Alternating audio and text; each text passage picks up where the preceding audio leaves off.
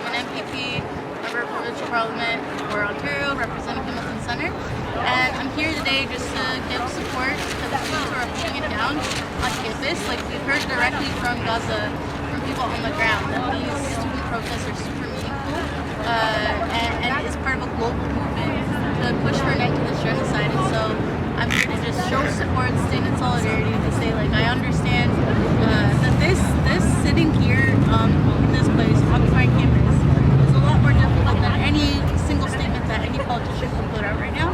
This is where the impact happens. We know the impact of the South African apartheid that students had.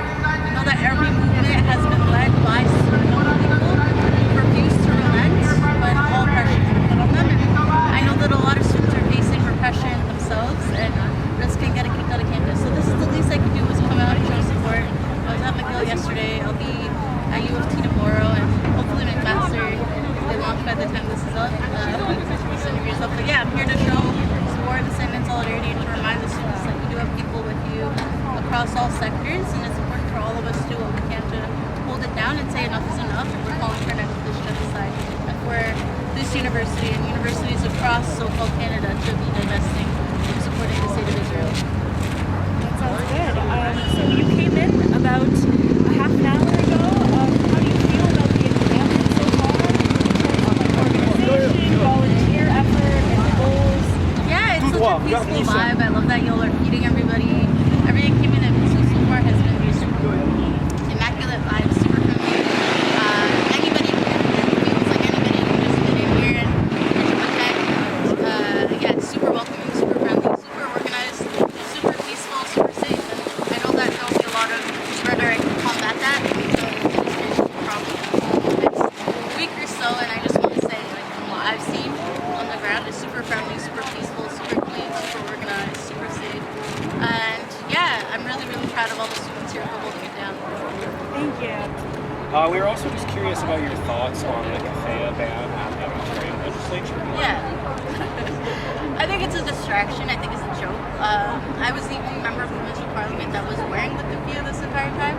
And then randomly they woke up on a random February day and said, nah bro, we're not having the keffiyeh in here. And that's just ridiculous to me. And then from what I've heard from the clerk, this ban came from the House Leader, who just didn't want the keffiyeh to be worn inside all of a sudden, even though it has been worn, even by staff, Palestinian staff in the building. Like, people have been wearing it. I myself have also worn it. I just think it's a distraction. It's a way for people to talk about their belief on Palestine and what's going on without actually talking about it. So we're arguing about the talk. But really, all the people that are against the keffiyeh being worn have been, like, especially the MPPs that have been vocal, have been wearing like dog tags in support of like the IDF. And so we're having a conversation that's like a massive or a real conversation about the state of Palestine. And 40,000 people have been killed. Whether or not we're able to wear the scarf, the keffiyeh in that place, I think it's important to still wear it. I'm not going to stop, but it's not lost on me that this is a distraction. And Doug Ford could have easily moved a motion to undo the ban if he was really against the ban like he said he was. So this is all political theater that I'm not buying into. I was asked to leave and not to come back wearing the keffiyeh. I plan to go back wearing the keffiyeh tomorrow. And if they drag me out, they drag me out. We'll see what happens. But it is what it is. Yeah. And I was just curious about what your goals are for speaking here today, what you're hoping to achieve, not only today on the lawn, but also in the next couple of weeks, possibly months as things continue. I think I just want to remind people that I understand, especially students, like I understand the fear in terms of speaking up, holding your ground. Like, lots of people have been threatened with loss of their jobs, like threatened in the workplace. People are having issues. They're being threatened with expulsion or suspension.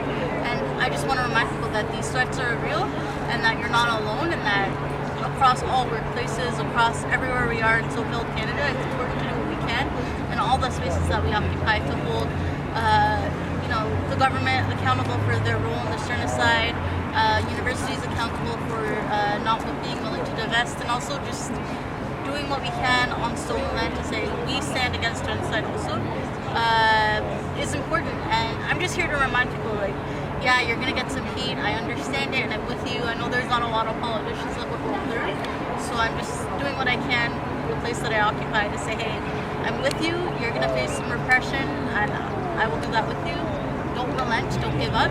We have to push against the Zionist lobby here as much as we can. Some people will say that, you know, the campus demonstrations are a distraction and like people are still being killed. I don't actually agree with that. Like, I think it is important for people to fight back where we can against the Zionist lobby here.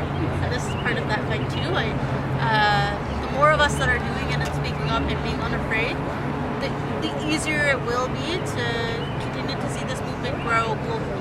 Right? This is a global fight.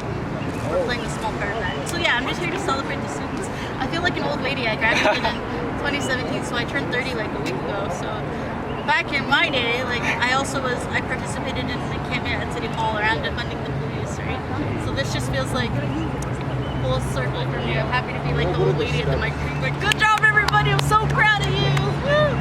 That's why I'm here. I'm like really interested in showing solidarity. I'll be at UFT tomorrow, and by the time this video is uploaded,